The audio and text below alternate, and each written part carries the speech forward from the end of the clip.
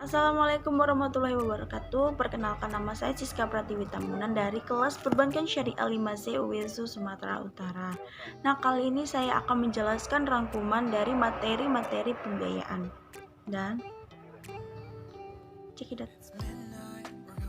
Pada pertemuan pertama ini membahas tentang konsep dasar pembiayaan. Secara umum, tujuan pembiayaan dibedakan menjadi dua kelompok, yaitu tujuan pembiayaan untuk tingkat makro dan tujuan pembiayaan untuk tingkat mikro.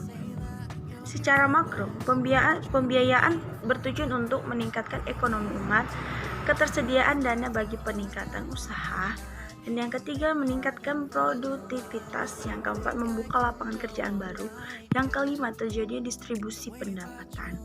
Nah, adapun secara mikro, pembiayaan diberikan dalam rangka upaya memaksimalkan laba, pendapatan, upaya meminimal resiko, dan yang ketiga pendaya gunaan sumber daya ekonomi, dan yang keempat penyaluran dana berlebih.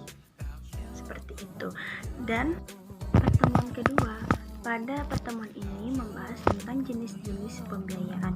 Adapun jenis pembiayaan berdasarkan kegunaannya, ada dua jenis pembiayaan berdasarkan kegunaannya, yaitu pembiayaan investasi. Nah, di sini saya akan sedikit membahasnya, yaitu pembiayaan investasi merupakan jenis pembiayaan yang biasanya digunakan untuk perluasan usaha ataupun rehabilitasi. Jadi, jenis pembiayaan ini diberikan pada pemilik usaha yang bermaksud mengembangkan usahanya lebih besar lagi. Perusahaan ini menerima pembiayaan investasi dianggap sebagai perusahaan yang cukup stabil dan dapat memberikan imbal balik teratur. Dan yang kedua, pembiayaan modal kerja. Pembiayaan modal kerja merupakan jenis pembiayaan yang diberikan dengan tujuan untuk meningkatkan produksi dalam operasional perusahaan. Jenis pembiayaan ini diberikan pada perusahaan yang memiliki potensi untuk berkembang namun kekurangan modal usaha.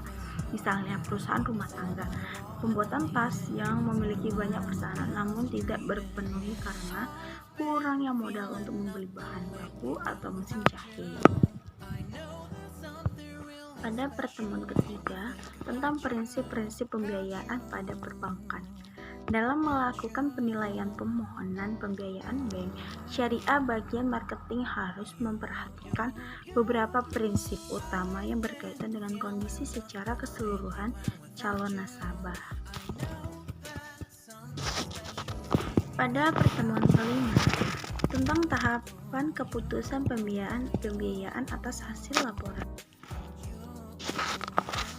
Pada pertemuan kelima tentang tahapan keputusan pembiayaan atas hasil laporan analisis pembiayaan, maka pihak bank melalui pemutusan pembiayaan baik berupa seorang pejabat yang ditunjuk atau pimpinan bank tersebut maupun berupa satu komite dengan anggota lebih dari satu orang menjabat masing-masing dapat memutuskan apakah permohonan pembiayaan tersebut layak untuk diberi pembiayaan atau tidak.